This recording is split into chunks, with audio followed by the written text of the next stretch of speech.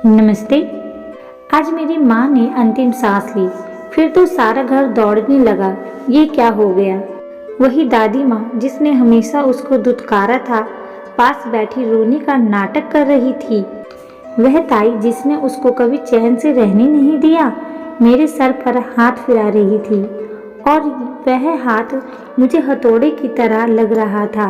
मेरी बुआ तो मुझे लगता है कि अब कभी डांटेंगी ही नहीं, और माँ की सारी चीज़ें जो कभी उसकी नहीं रहने दी, अब कभी उन पर नज़र नहीं डालेगी। सारे माहौल में गामी नज़र आ रही थी और मेरे पिता जो कुर्सी पर मुंह लटकाए बैठे थे, लोग उनको सांत्वना दे रहे थे। ये वही पिता हैं जिन्होंने मेरी माँ को कभी इज्जत दी ही नहीं, एक नौकरानी की तरह उसको इस्तेमाल करते रहे। और कभी उसने अपनी बात करने की कोशिश की तो एक ही जवाब था, तुमसे पहले मेरी माँ है, मेरी भाभी है और मेरी बहन है। तुम बहुत बाद में आई हो और इसलिए अपनी जगह वहीं रखो जहाँ पर मैं रखता हूँ। ये शब्द मेरी कानों में हमेशा पिघले हुए शीशे की तरह जाते रहे। जब से समझ आई है, दिन में 1 या 2 बार यह शब्द सुनता ही रहा हूँ। मेरी माँ ने इसको कितना सुना होगा, इसका हिसाब मेरे पास नहीं है। वो निर्दोष और निश्चल भाव से सबकी सेवा ही करती रही और उसको क्या मिला? आज इस उम्र में ही अपनी जिंदगी पूरी करके और मुझे छोड़कर चल दी। सब मुझे प्यार करते हैं, इनका अगर बस चलता तो, और वे एक नौकरानी की कमी पूरी न कर रही होती तो कब की घर से धक्के मारकर निकाल दी जाती। सब सामान इकट्ठा हो चुका है, उनको अब ले जाना है। उनको बढ़िया साड़ी पहनाई गई और सजाया भी जा रहा है। इतनी सुंदर लगते तो मैंने अपनी माँ को कभी नहीं देखा।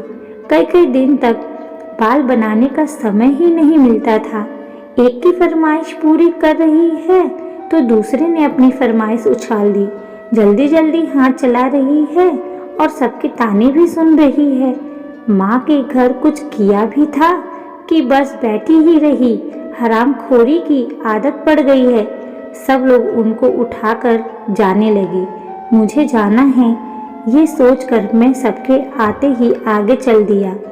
उनकी चिता सजा रहे थे सब, उस पर लिटा दिया गया। अब सब कहने लगे कि पिताजी मुखाग्नि दें, चल दिए अपने फर्ज को पूरा करने।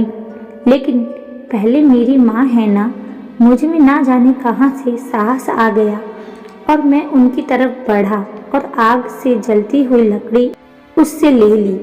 अरे ये क्या करते हो? वह तो अब चली गई, ये तो सिर्फ मिट्टी रह गई है।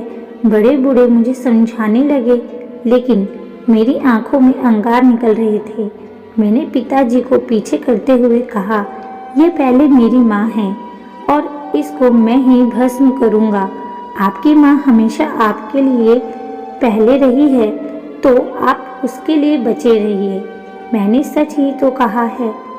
यह सच मैं बचपन से आज तक सुनता रहा, वही तो मैंने दोहराया है और अपनी माँ के आंसुओं और सिसकियों का गवाह मैं ही तो था।